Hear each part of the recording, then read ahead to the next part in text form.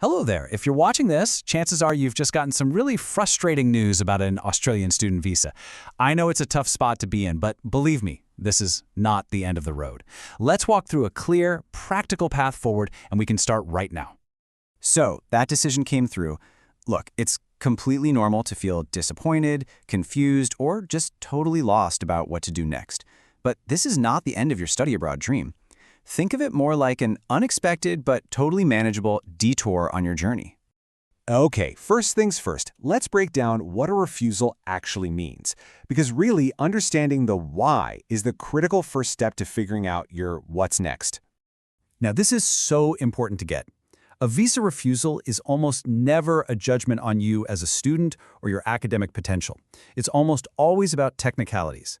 The specific way your application was presented and whether it ticked every single little administrative box. So what are these technicalities? Well, it often comes down to one of three things.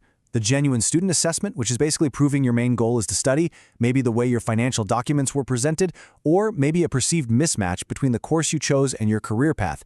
The key thing here is that these are all fixable issues. They're not personal failings. So, okay, with the door to Australia temporarily closed, let's talk about another one. A door that's wide open and ready for you. That's right, New Zealand. And I want you to think of this not just as a plan B. For a lot of students, it's a fantastic direct pathway and one that lets you use the hard work you've already put in. Let's explore how.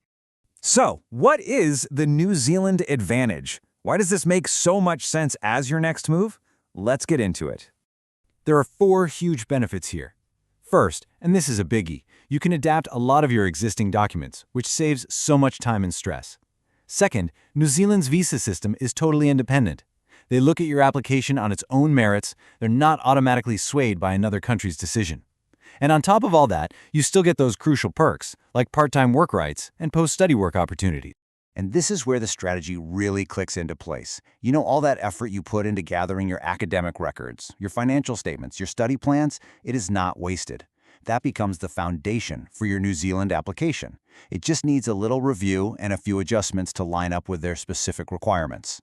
Okay, I'm sure at this point you probably have a few big questions swirling around. Let's just tackle the most common ones head-on right now. This is the big one, isn't it? The first question everybody asks. Is this even possible?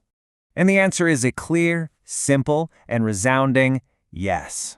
New Zealand's immigration system is independent. They're going to look at your application as a completely fresh case, and their focus is on your suitability for New Zealand based on their own rules.